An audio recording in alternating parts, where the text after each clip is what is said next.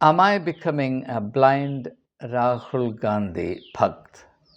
What do you think? These days, it is not infrequently that I am accused of becoming a blind Rahul Gandhi Bhakt. Of course, I don't have to tell you who accuses me of this gross and inexcusable mistake. They are Modi Bhakts. So, according to a strange logic which is peculiar to them, it's all right for them to be Modi Bhakts, but it's very wrong on the part of anybody else to be Rahul Bhakts. But I have to tell you very bluntly, I am no Rahul Bhakt. I consider it below my dignity to be a blind admirer of anyone. I'm very convinced that blindness is not something to be proud of, it is something to be regretted. Thereby, I don't imply that blind people are to be pitied or despised. They are to be respected for the amazing compensatory faculties that they develop, but that's another story. It's not my theme for the present. So I will say nothing more about it. Now, let's look at this interesting logic. Over the last 10-15 years, a very interesting climate of opinion has been created in this country by which it is right and natural, in fact necessary, to be a blind Modi Bhakt. And at the same time, it is an inexcusable crime against the nation to say anything good about Rahul Gandhi. It's understandable, even if it is not acceptable. It's understandable because enormous efforts and investments have been made to degrade Rahul Gandhi. And given that, anyone trying to say something good about Rahul Gandhi is only um, eligible to be seen as a rebel, as someone who is out to spoil the show, someone who is insensitive to the, the greatness and glory of India, which is represented only by people of a particular camp. So it's understandable. And the accusation that I am now becoming a blind Rahul Gandhi Bhakt comes from this camp of opinion. What is the truth? And I am obliged to tell you the truth.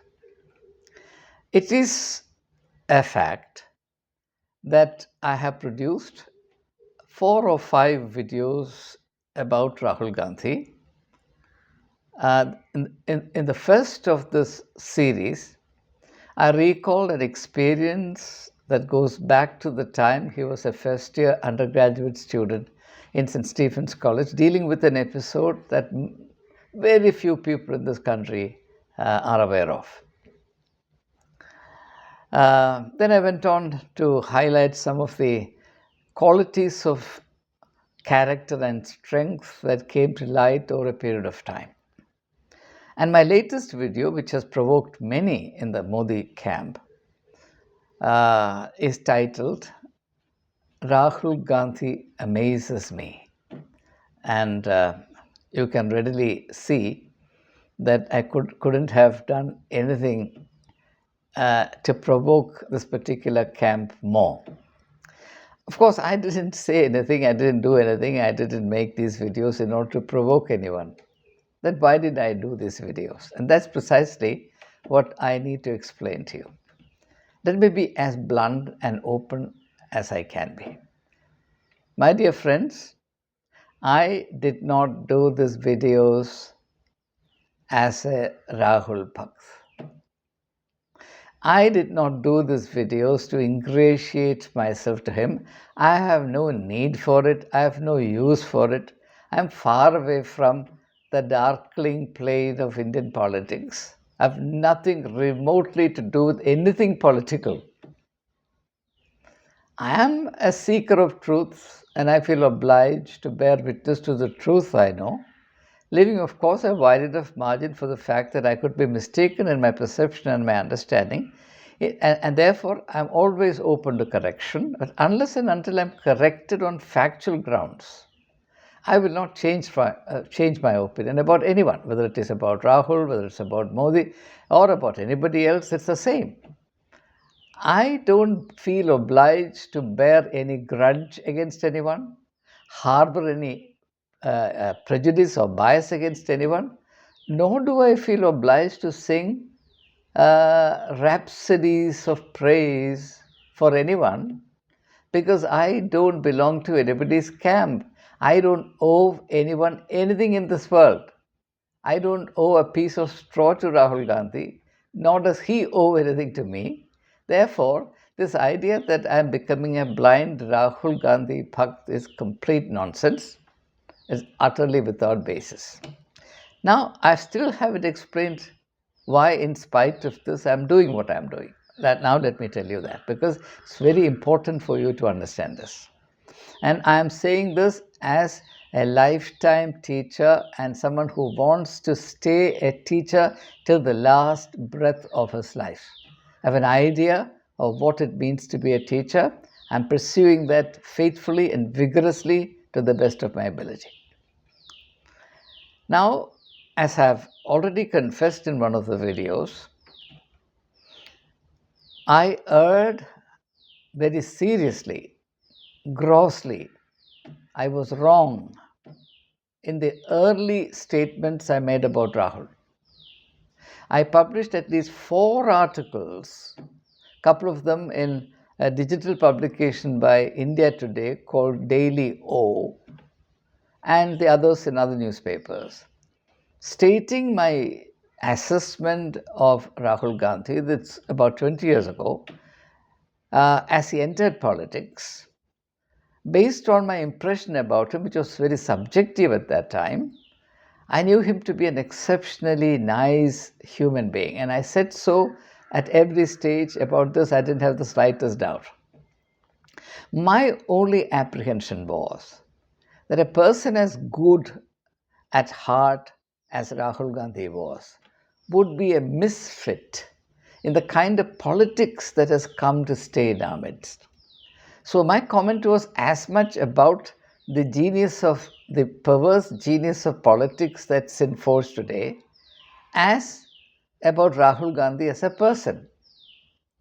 Now, if, in my opinion, politics has some space for idealism or what Gandhi called principled politics, then I would not have expressed my apprehension about Rahul Gandhi's unsuitability to a sphere of activity like politics as it exists today.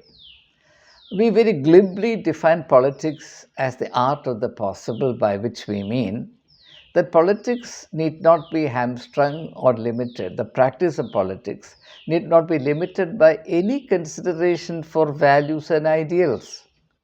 In politics, nothing but success matters, and in order to ensure your success, you are free to adopt any path, any strategy, any method that you choose.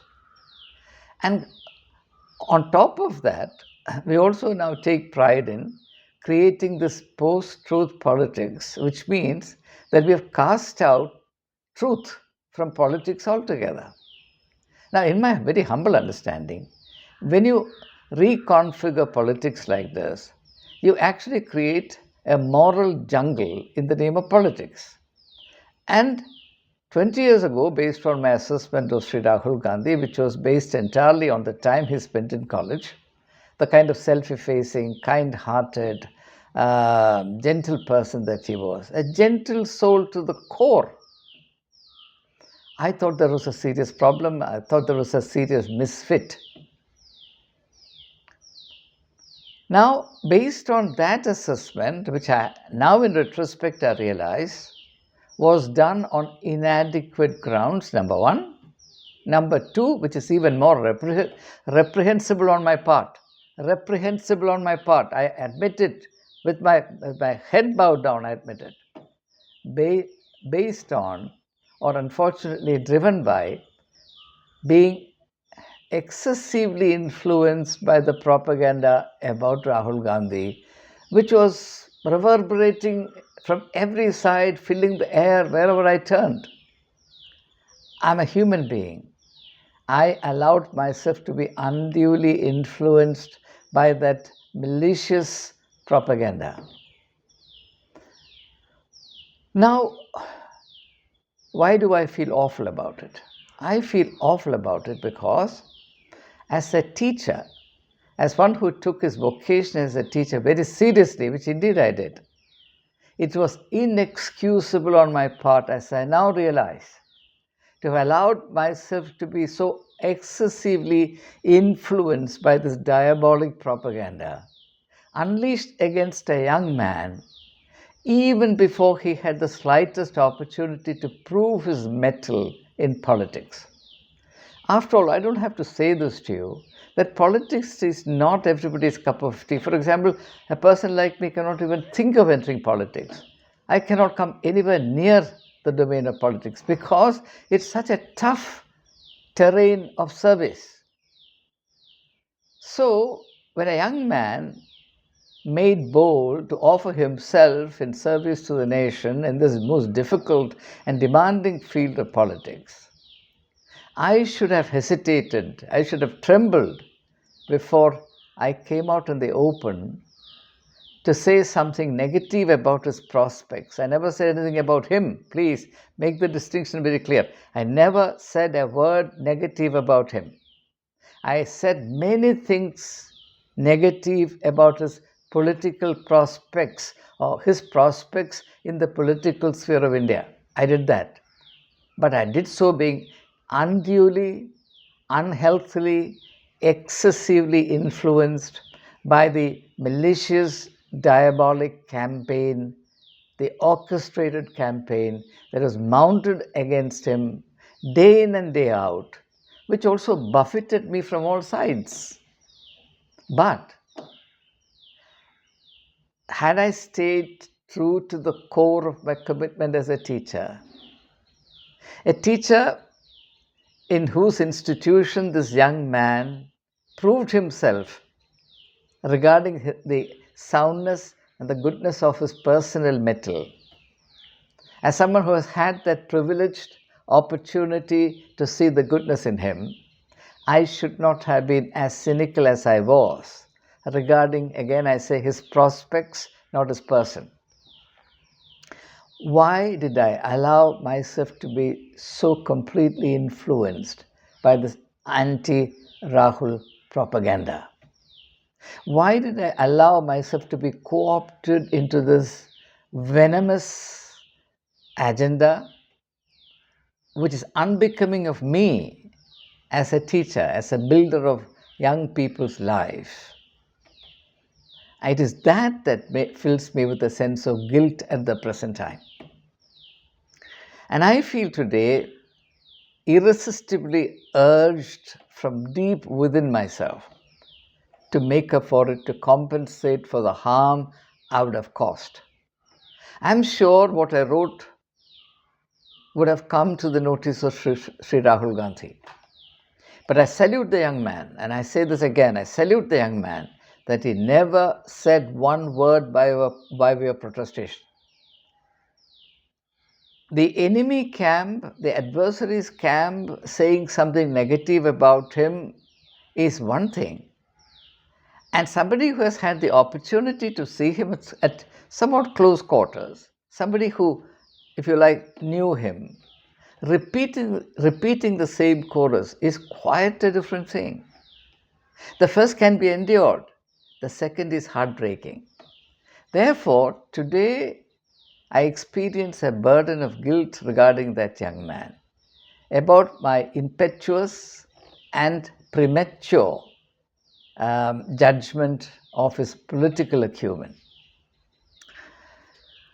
Now, having stated the fact before you, and having also indicated why I feel inwardly, irresistibly impelled to make amends for it, let me also share a thought concerning all of you, especially to those who belong to the camp of anti Rahul orchestrations, anti Rahul vilifications.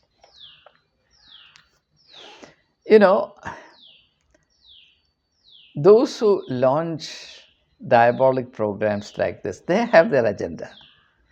They have their aims to attain, their goals to gain.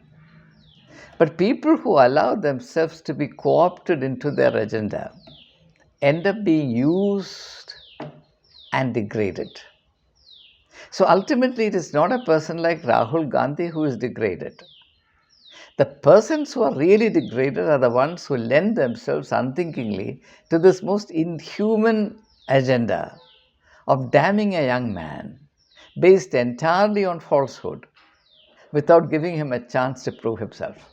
I think that's the ultimate injustice that can be done to any human being, whether it is Rahul or anybody else, it doesn't matter. This is the height of injustice.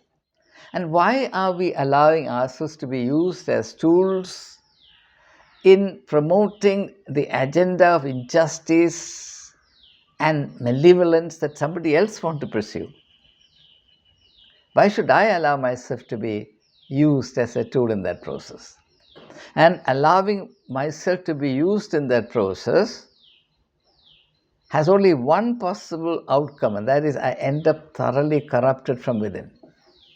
So therefore, my friends, I've learned a very valuable lesson from this very painful experience, and that is do not be led by the nose by this monster of public opinion, and do not lend your ear to the malevolent campaigns of calumny, of character assassination, of degrading another human being launched by anyone, whether it is from the BJP camp, Congress camp, socialist camp, left camp, right camp, doesn't matter.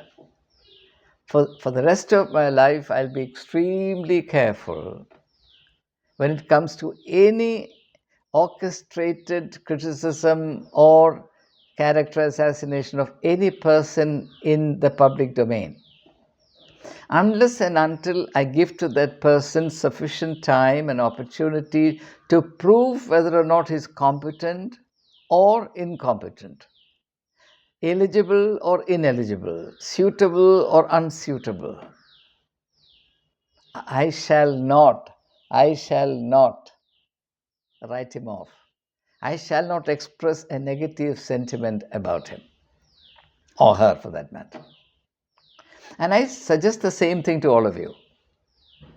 So now that I allowed myself to be waylaid into or inveigled into this inhuman project unleashed by a certain camp, and I made certain public utterances influenced by their propaganda, though I was never part of that camp or propaganda, I was influenced by it. I have a duty to do exactly the opposite, to wash away the dirt that might have fallen on this young man on account of what I would have said. It is a fact, and I'm not saying this in a state of megalomania. It is a fact that when I say something about a former student, anyone who has had anything to do with St. Stephen's College, my words carry a lot of weight. Primarily because I was the principal of the college. And the principal of St. Stephen's College is required to understand every member of the faculty, every member of the student body personally. That's the strength of St. Stephen's College. St. Stephen's is not a teaching shop. It's a place where young lives are built up. And the backbone of the learning experience in St. Stephen's College is student-teacher relationship. I endeavored all through my life as a teacher, and all the more when I became the principal of the college, to know every student of mine personally as best I could.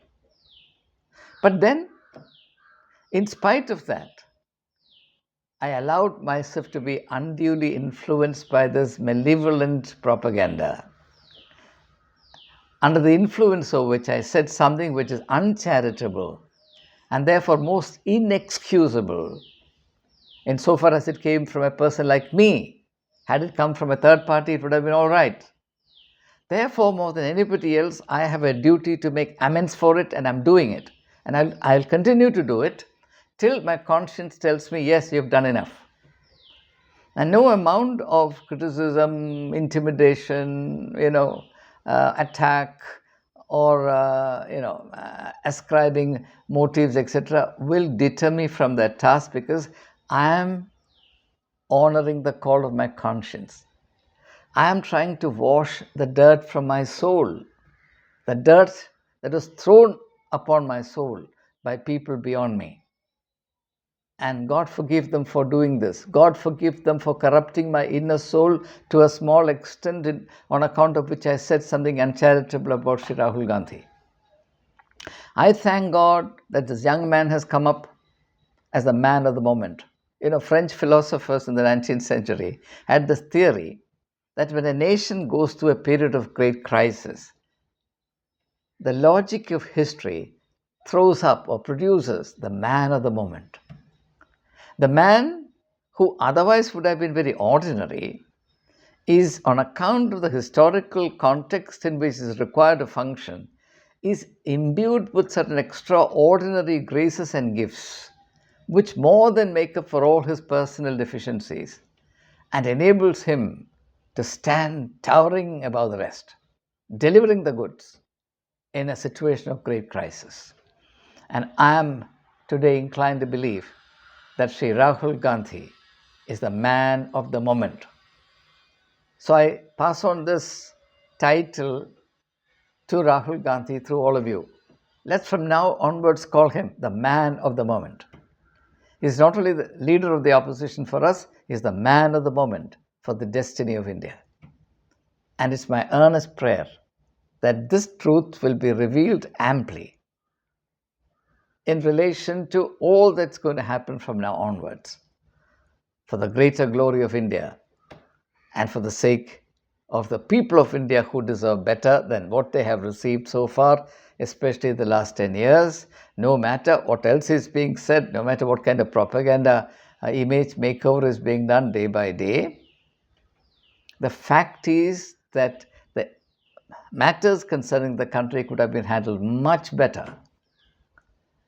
And let's hope and pray that destiny would imbue this young man with extraordinary power of discernment, of character, what Gandhiji called character and soul force, to stand by India in this very critical moment, so that the great prospects of this country are not frittered away in the service of cheap politics or some personality cult, but that the people of India are affirmed, their hopes and aspirations vindicated, and a new political culture is enunciated and propagated through the length and breadth of India. After all, it's not just a mere coincidence, it's not an accident that Rahul Gandhi undertook the Bharat Jodo Yatra.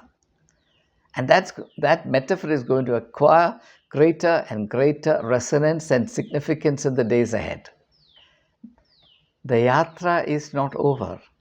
The yatra is just begun. And in this newly begun yatra,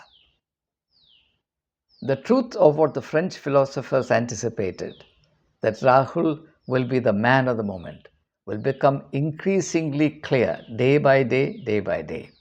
And I look forward to that process being pursued steadily, steadfastly in the days ahead, so that we all would have reasons, including members of the opposite camp, would have reasons to rejoice at the good things that have come to us, the good things that came to India on account of this new development. So this is the reason why I felt irresistibly obliged to say the truth, bear witness to the truth of Rahul Gandhi, the truth of Rahul Gandhi and nothing but the truth of Rahul Gandhi. Jai Hind.